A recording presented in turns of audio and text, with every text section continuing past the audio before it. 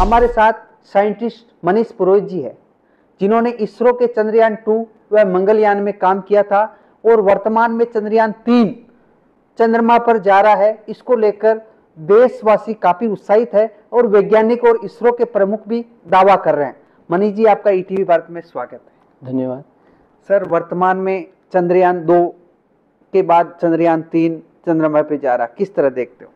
देखिए, एक बहुत बड़ी उपलब्धि रहेगी ये देश के लिए, क्योंकि हम पहले ऐसे देश बन जाएंगे पूरे विश्व में अगर हम इस मिशन को सक्सेसफुली करते हैं, तो जो कि चांद के साउथ पोल पर सॉफ्ट लैंडिंग करेगा। आज से पहले कोई नहीं कर पाया है, जितने भी अटैम्प्ट हुए थे वो फेल हुए हैं। तो ये बहुत बड़ी उपलब्धि होगी। ये भारत को विश्व पटल पे, ग्लोबल लेवल पे बहुत बड़े पावर के जैसे रिप्रेजेंट करेगा। और काफ़ी ऐसी चीज़ें होने वाली ना इसके बाद, जहाँ पर पूरे विश्व की नज़र भारत पे होगी कि अब अगर हमें कुछ नया और बड़ा करना है तो शायद भारत और इसरो हमारे उन सपनों को पूरा कर सकता है।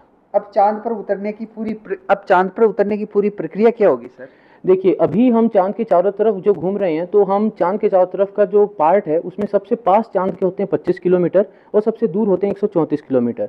जब 23 तारीख को हम 25 किलोमीटर ऊपर होंगे चांद की सतह से, तो एक प्रोसेस चालू किया जाएगा जिसको हम कहते हैं पावर डिसेंट। उस प्रोसेस में थ्रस्टर्स को फायर किया जाएगा। विक्रम के ऊपर जो इंजन लगे, 4 इंजन लगे, उनको फायर किया जाएगा। धीरे धीरे उसकी स्पीड को कम किया जाएगा और उसकी जो पोजीशन है वो पोजीशन उसकी इस तरीके से होगी। तो इस पोजीशन को धीरे धीरे घुमाते घुमाते एकदम वर्टिकल पोजीशन में करा जाएगा। और फिर जो लैंडिंग साइट है उसके ऊपर जो कैमराज हैं वो फोटो लेंगे, सेंसर्स सेंस करेंगे कि हाइट कितनी है, वो सब। फिर एक डिसीजन लिया जाएगा कि जो लैंडिंग साइट है अगर वो सही है तो हम फिर नीचे उतर के सॉफ्ट लैंडिंग करेंगे। ये पूरा प्रोसेस तकरीबन 17 मिनट का होता है। विक्रम लैंडिंग में स्थिति क्या रही सर? देखिए, प्रोसेस क्या है? तो विक्रम लैंडर में, मतलब ये जो जब चंद्रयान का विक्रम लैंडर है वही उन 17 मिनट में चांद पर उतरने वाला है। तो देखिए, इसमें 3-4 अलग अलग फेजेस होंगे। पहला तो फेज होगा जहां पर उसकी स्पीड बहुत ज़्यादा कम कर दी जाएगी। उसकी जो स्पीड है उसको 1/4 कर दिया जाएगा। मतलब मान के चलिए अगर उसकी स्पीड है 1.6 किलोमीटर पर सेकेंड, तो उसको घटाकर 400 मीटर पर सेकेंड के पास ले आएंगे। फिर उसके बाद अगला जो फेज होगा, तब फोटोज खींच के चांद की धरती की ये देखा जाएगा कि जहां पर हम उतरना चाह रहे हैं और जहां पर हम इस वक्त जा रहे हैं वो दोनों सेम तो है ना। तो वहां पर हम एआई की मदद से दोनों को कंपेयर करेंगे। अगर वो सही जगह पे, सही दिशा में हम जा रहे हैं, तो अगला जो कदम होगा जिसको कहते हैं फाइन ब्रेकिंग, वहां पर क्या होगा, उसको धीरे धीरे घुमाते घुमाते घुमाते घुमाते एकदम 0 की स्पीड पे ले आया जाएगा।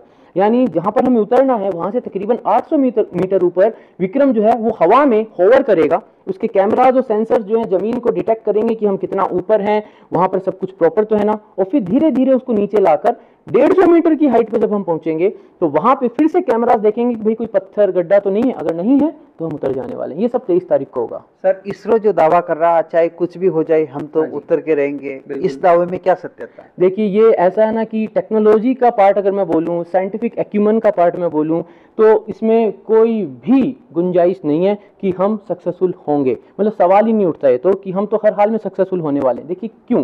क्योंकि चंद्रयान 2 के समय की जो गलतियां थी, हमने उन गलतियों से सीखकर इस चंद्रयान 3 के विक्रम को इतना स्ट्रॉन्ग बनाया है, इसके हर छोटे छोटे पार्ट पे इतना ज्यादा ध्यान दिया है कि अब कोई भी गलती की गुंजाइश नहीं है। लेकिन देखिए होता क्या है ना, एक कहावत है कि जितने हम चीजें जानते हैं, जितने हमारे को नॉन वेरिएबल्स हैं, उससे ज्यादा अननोन वेरिएबल्स होते हैं। तो हम अब अननोन को तो कंट्रोल नहीं कर सकते, लेकिन हमारी डिजाइन में हमने पूरी कोशिश करी है कि जितनी गलतियां जो हमने पकड़ी कि क्या क्या गलतियां हो सकती है, उन सबको हमने इस डिजाइन में कवर कर लिया। तभी तो सोमनाथ सर जो है चेयरमैन इसरो के, वो तो कह रहे हैं कि कुछ भी हो हम इस बार उतरेंगे ही उतरेंगे। चंद्रयान 2 में आप थे सर, ऐसी क्या गलती रह गई थी जिसको चंद्रयान 3 में ठीक कर दिया था? देखिए, चंद्रयान 2 जो है वो 2014 में कभी जाना था, फिर वो डिले हो गया था और 2019 में जब गया था, तो चंद्रयान 2 के समय में गलतियां तो ये थी कि देखिए उस वक्त जो डिजाइन बनाई गई थी वो ये मान के बनाई गई थी कि कुछ गलती होगी नहीं, तो हम कहते हैं उसको सक्सेस बेस्ड डिजाइन।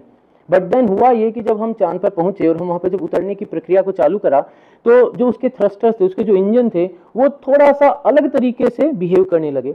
तो उसके चलते उसका ओरिएंटेशन बिगड़ गया था, जो हमारा विक्रम लैंडर था चंद्रयान 2 के समय पे, और उसको हम कंट्रोल नहीं कर पाए क्योंकि जो हमारा सॉफ्टवेयर था, कंप्यूटर था, उसकी भी कुछ सीमाएं थी। अब क्या किया हमने, उस सॉफ्टवेयर की सीमाओं को बढ़ा दिया है, उसकी ताकत को बढ़ा दिया है। जो हमारे थ्रस्टर्स हैं उनको हमने पावरफुल कर दिया है, एक्स्ट्रा फ्यूल लेके जा रहे हैं। पहले हमारे 5 इंजन थे, हमने एक इंजन को कम करके थोड़ा फ्यूल ज्यादा ले लिया। तो ये जो सारी चीजें करी हमने, सेंसर ज्यादा अच्छे लगाए हैं, कैमरा ज्यादा अच्छे यूज करें, और सबसे बड़ी बात यह कि जो छोटी छोटी गलतियां जहां पे हुई थी ना, उन सारी गलतियों को, उन सारी कमियों को हमने भर दिया है।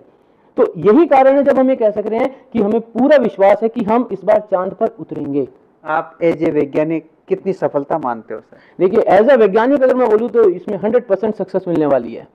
और वैसे तो देखिए, मैं फिर से बता रहा हूँ, जितने नॉन चीजें हैं उससे ज्यादा अननोन फैक्टर्स होते हैं, अननोन वेरिएबल्स होते हैं, जो कि कभी कभी इन कोर्स ऑफ एक्शन वहां पे जब होते तब पता चलते हैं। लेकिन जितनी भी पॉसिबिलिटी थी जो इसरो भाप पाया कि क्या क्या गलत हो सकता है, कहां का गलत हो सकता है, उन सब को हमने एड्रेस कर दिया है। तो 100% सक्सेस की तो अपन उम्मीद कर सकते हैं। तो 23 तारीख को भारत की पहचान विश्व में बढ़ेगी। देखिए, 23 तारीख को भारत की पहचान विश्व में बढ़ जाएगी, और जो हमारा प्रज्ञान रोवर है, जब वो चांद की सतह पे चलेगा तो उसके पहियों पे भारत का एम्बलम लगा हुआ है और इसरो का लोगो लगा हुआ है, तो वो भी चांद की सतह पे छपता हुआ चला जाएगा। तो ये थे हमारे साथ चंद्रयान 2 और मंगलयान में काम करने वाले साइंटिस्ट मनीष पुरोहित जी, जिन्होंने दावा किया कि चंद्रयान 3 सक्सेसफुल होगा और भारत की पहचान पूरे विश्व में बढ़ेगी। सोमदत्त त्रिपाठी, ईटीवी भारत, भीलवाड़ा।